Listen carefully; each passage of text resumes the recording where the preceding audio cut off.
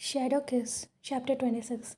It was almost impossible to believe that Strigoi were practically right next door to us, waiting for nightfall so that they could finish their escape. Apparently, in the chills of the attack, some of the Strigoi had obscured their tracks, while others had made it look as they might have exited through any numbers of points on campus. Caught up in our own aftermath, no one had given much thought. The wards had been restored. As far as we are concerned, the Strigoi were gone, and that was what mattered. Now we had an odd situation here before us. Under normal circumstances, not that a massive Strigoi attack was normal, we could have ever pursued them.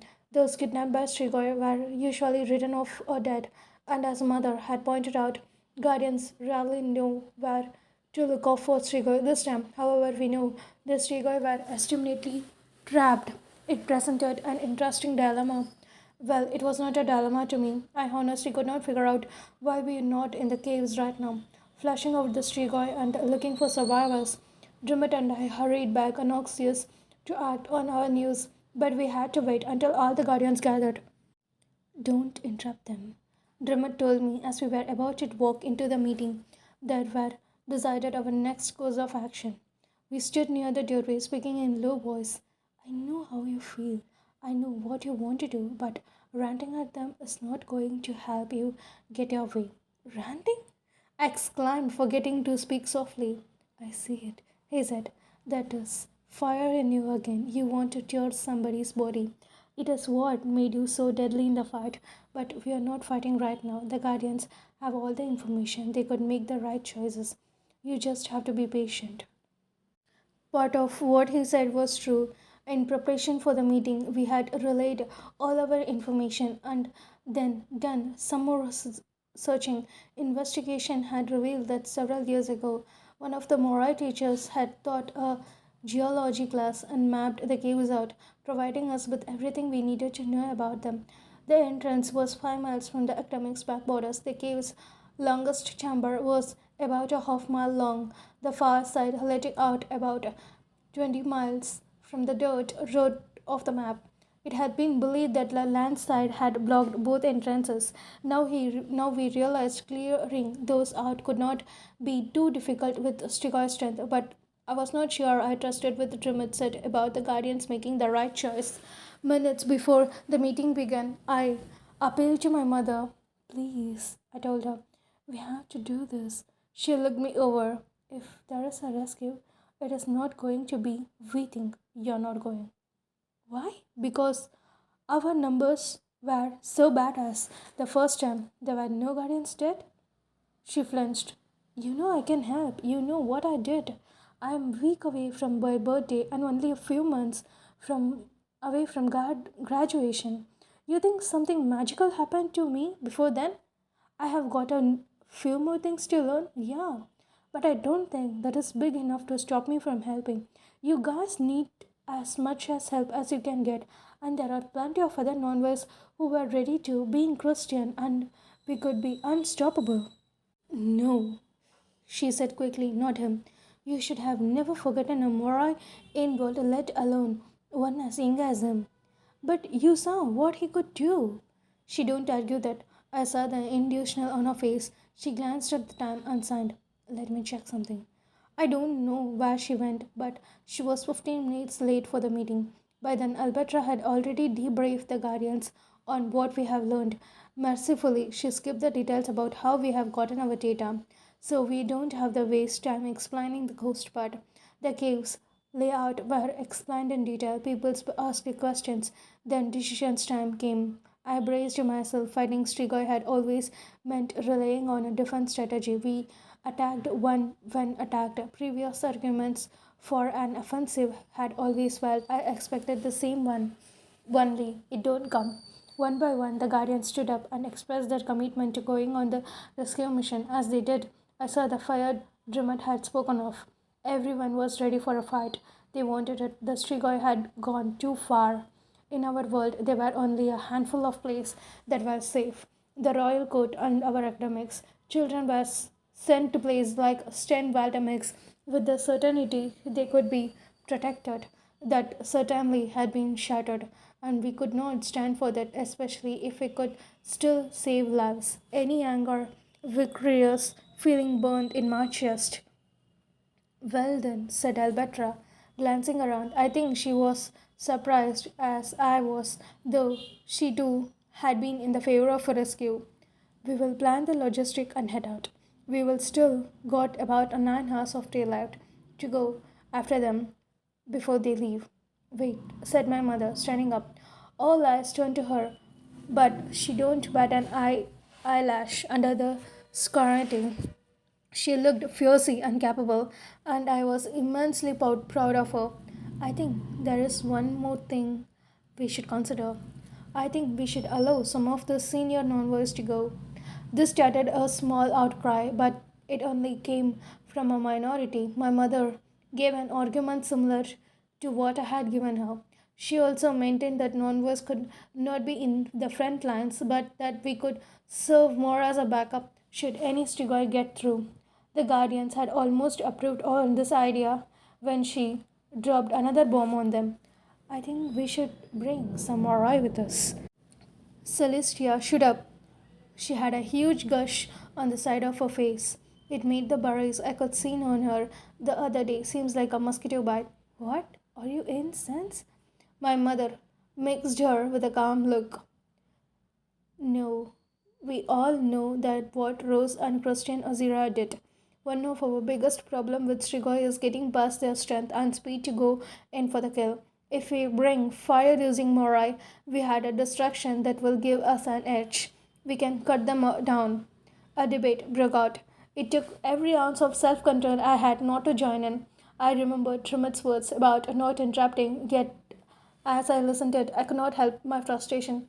Every minute that passed was another minute we were not going after Eid and the others. It was another minute in which someone might die. I turned to where Drummond sat beside me. They are being idiots, I hissed. His eyes went Alberta as she debated a guardian who usually worked for the elementary campus. No, murmured Drummond. Watch. Changes happening before your eyes. Peoples are going to remember this day as a turning point. And he was right. Once again, the Guardians all slowly signed on with the idea. I think it was part of that same initiative that made them want to fight in the first place. We had a get back at the Strigoi. This was more than our fight. It was the morale too. When my mother said she have gotten a number of teachers to volunteer, they absolutely would not allow students for this. The decision was made. The Guardians were going after the Strigoi and non-voice and Morai could go with them. I felt Drummond and exclaimed, Drummond was right. This was the moment our world could change. But not for 4 hours. More guardians are coming. Drummond told me when I once again expressed my outrage. In 4 hours, the Strigoi could have decided to have a snack. We need an overwhelming show of force. He said, we need every edge as we get. Yes, the Strigoi could kill a couple more before we get there.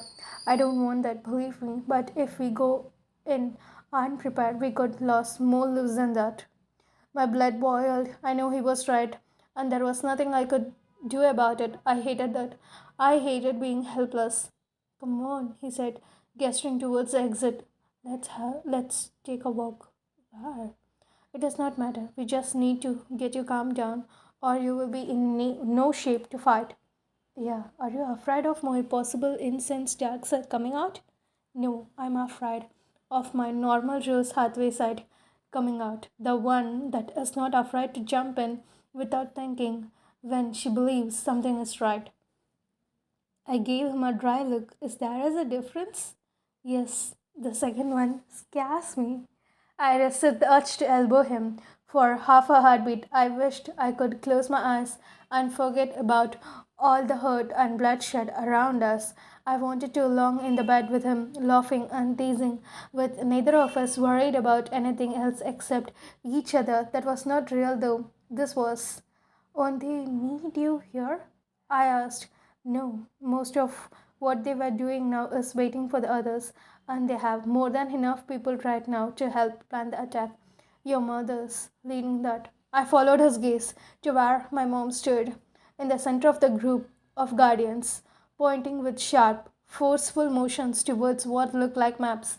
I still never quite know what to think about her, but watching her now, I could not help but admire her dedication. There was none of the dysfunctional annoyance I usually experienced around her. Okay, I said, let's go. He took me on a loop around campus, and we survived some of the aftermath. Most of the damage was not the campus itself, of course. It was to our people. Still, we could see some signs of the attack, damage to the buildings, bloodstain in unexpected places, etc. Most noticeable of all the mood. Even in the full daylight, there was darkness around us, a heavy sorrow that was could, clouded, almost reach out and feel. I saw it on the faces of everyone we passed. I half expected Rimmett to take me through where some of their injured were. He stayed clear of that, however, and I could guess why. Lisa was helping out there, using her powers in small doses to heal the wounded. Adrian was as well, though he could not do nearly as much as her. They could finally decided that it was worth risking everyone knowing about Sprit. The tragedy here was too great. Besides, so much about Sprit had gotten out at the trial that it had probably been a matter of time anyway. Drummond had not wanted me near Lisa while she was using her magic, which I found interesting. He still don't know if I really was catching her madness, but he apparently don't want to take any chances.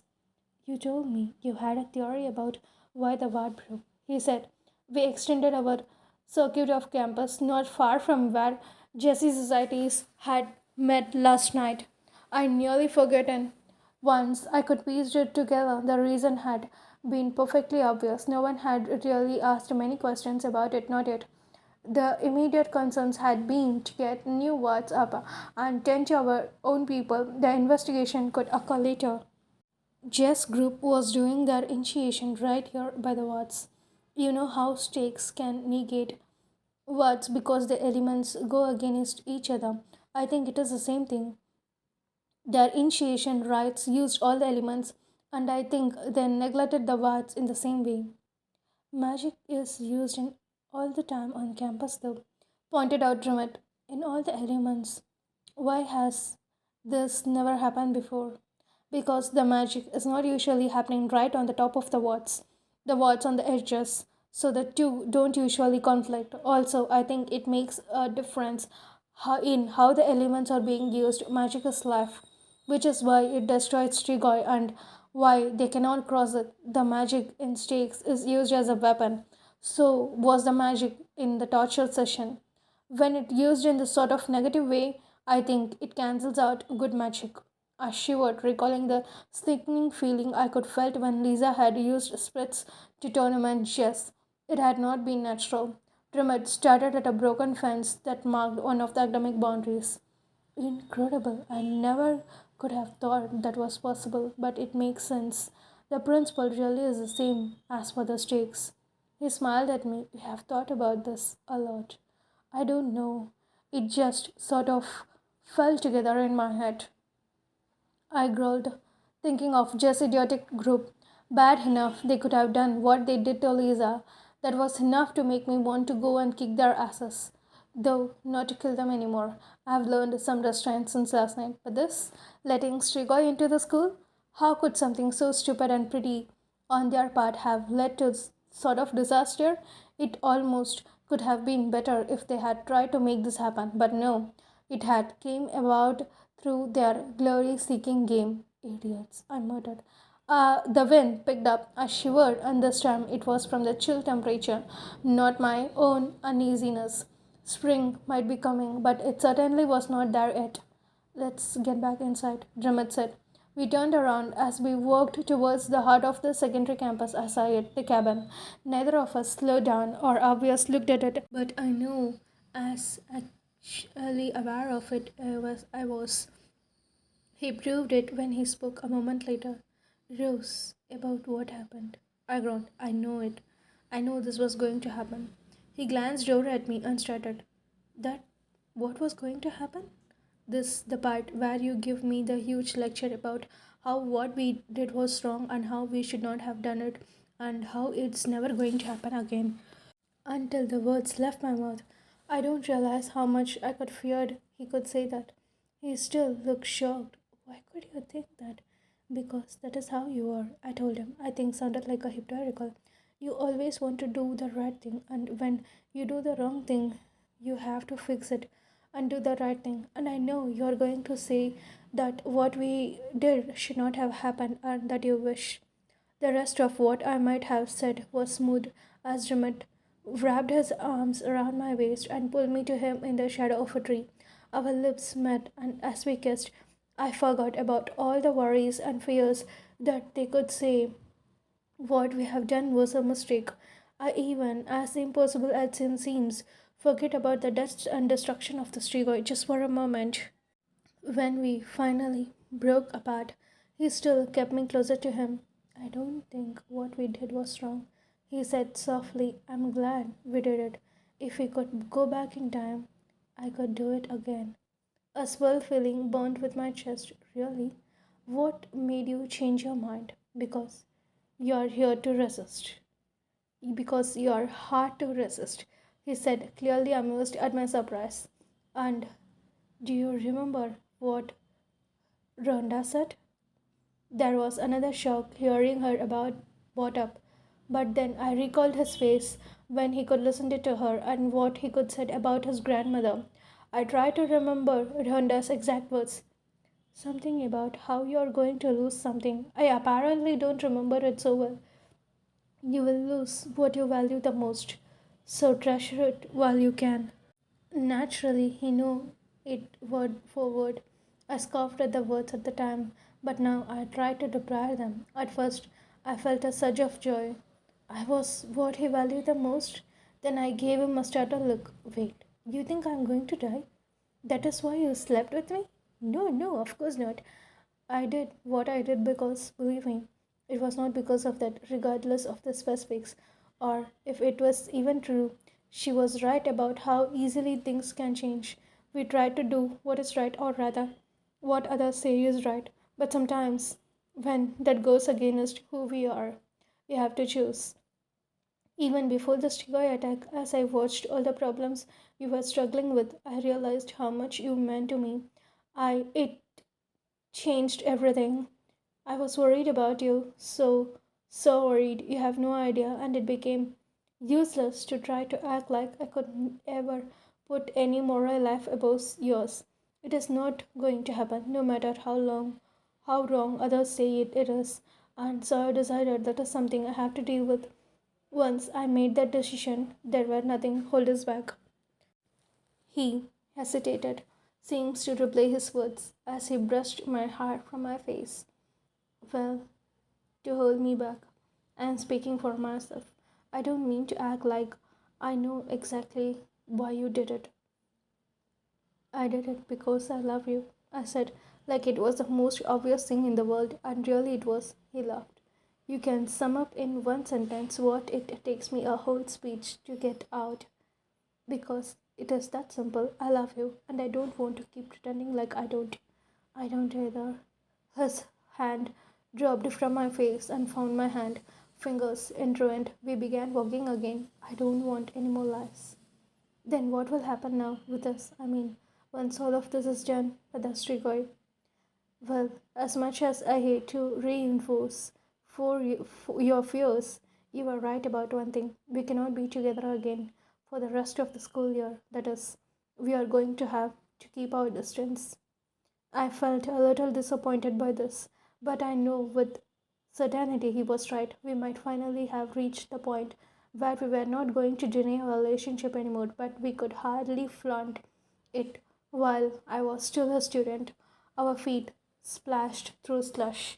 A few scattered birds sang in the tree, undoubtedly surprised to see so much activity in the daylight around here. Drummond started off into the sky ahead, face thoughtful. After you graduate and or out with Lisa, he don't finish. It took a moment, but I realized what he was about to say. My heart nearly stopped. You're going to ask to be resigned, or not you? You won't be her guardian. It is the only way we can be together. But we won't actually be together, I pointed out. Us staying with her gives us the same problem. Me worrying more about you than her. He needs two guardians perfectly dedicated to her. If I can get assigned somewhere at court, we will be near each other all the time. And in secure place like that, there is no flexibility with guardian's shadow. A Winnie, selfish part of me wanted to immediately jump in with how much that sucked, but really it did not. There was no option we had that was ideal. Each one came up with hard choices. I know it was hard for him to give up Lisa. He cared about her and wanted to keep her safe with a passion that almost reviled my own. But he cared about me more, and he had to make the sacrifice if he still wanted to honor his sense of duty.